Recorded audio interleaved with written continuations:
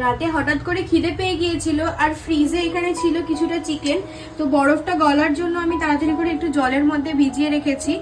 আর এই পাশে এই যে দেখুন আদা রসুন আর অল্প করে একটু পেঁয়াজ আর নিয়েছি একটা চেরা কাঁচা লঙ্কা, নিয়ে এটাকে এবার সুন্দর একটা পেস্ট করে নেবো। আজকে পেস্ট করে নিয়েছি, আর অন্যদিন আমি হামাল দোস্তের মধ্যে একটু থেতো করেই নিই।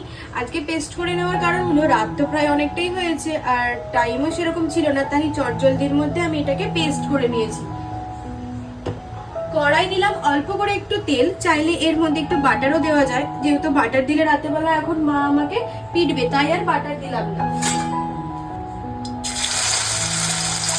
দিলে কিন্তু চিটকাবে না, আমি যেহেতু এটা হলুদ দেবো না তাই আর হলুদটা আমি দিলাম না, তবে এর মধ্যে আমি একটু নুন দিয়ে দেবো আগেই, তাহলে আর এটা চিটকাবে না।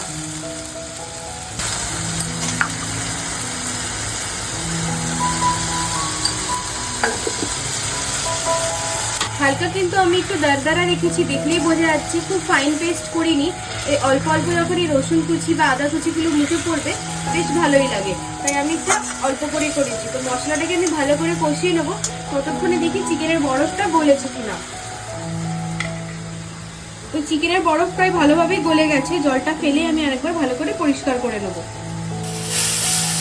মশলাটা কি সুন্দর শুকনো শুকনো হয়ে গেছে, আর ততক্ষণে আমি চিকেনগুলোকে ছোট ছোট করে একটু টুকরো করে নিয়েছিলাম, কারণ বেশ বড় বড় ছিল আর সেদ্ধ হতে টাইম লাগতো, আমার হাতে তো একদমই সময় নেই, তো সেই জন্য চিকেনগুলোকে ছোট ছোট করে নিয়েছি। আর এর মধ্যে এবারে দিয়ে দেবো,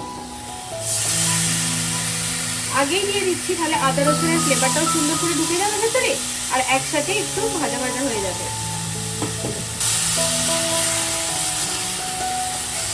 অন্য সময় হলে আমি এর মধ্যে একটু লেবু দিই, এবারে লেবু ইউজ করলাম না, কারণ বাড়িতে দই আছে, তো এর মধ্যে দই দিয়ে দেবো। এপাশে টক দইটাকে খুব সুন্দর করে আমি একটু ফেটিয়ে নিচ্ছি। আমি যে কোনো খাবারে একটু বেশি করে টক দই দিতে খুব পছন্দ করি, তো এতটা পরিমাণ হয়তো দেবো না, তবে যতটুকু লাগবে বেশ একটু বেশি করেই দেবো। ঢাকা খুলে এর মধ্যে অল্প করে আমি একটু ব্ল্যাক পেপার দিয়ে দিচ্ছি।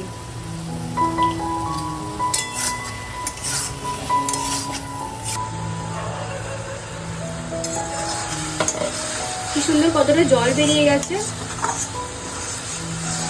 এটা বেশ চটজলদি হয়েও যায়।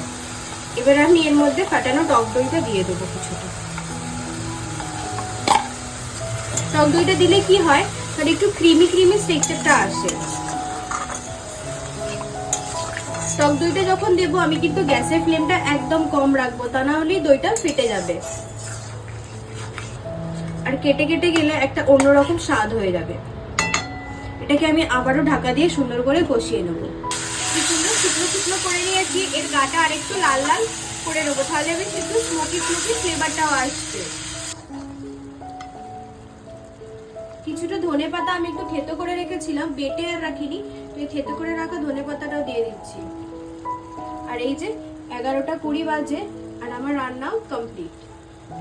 এর মধ্যে আরেকটা জিনিস করব, একটু ঝোলটা মরে যাক তারপরে বলবো। আর দিচ্ছি অল্প করে একটু ওপর থেকে চিজ। এটা যদি মা দেখতে পায় যে রাতের বেলা আমি চিজ খাচ্ছি, তো আমার মনে হয় আজকে আর রক্ষে নেই। ভাই তুই কিন্তু মাকে বলবি না, হ্যাঁ? ঠিক আছে। বেশি দেবো না, এটা যদি বা ভাইয়ের একটু আবদার ছিল, তো আমি ভাবলাম আমিও একটু খেয়ে দেখি কিরকম লাগে। গ্যাসটা স্লো করে এবার আমি একটু ঢেকে রেখে দেবো 5 মিনিট, ব্যাস তাহলেই হয়ে যাবে। ওয়াও, কি দারুণ চিজটা মেল্ট হয়ে গেছে। এটাকে আমি আর নাড়াচাড়া করব না, আমি একটু টেস্ট করে দেখবো কিরকম হয়েছে।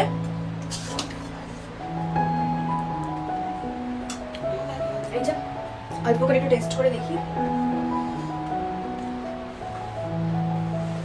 আমি কিন্তু কত অল্প তেল দিয়েছি, তবু কত তেল তেলে লাগছে।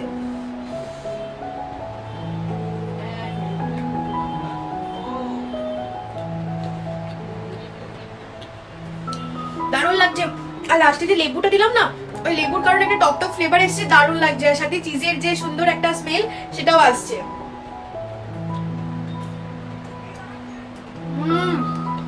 দারুণ হয়ে যাবে।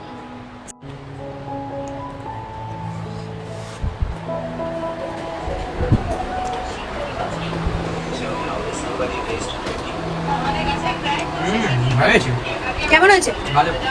সত্যি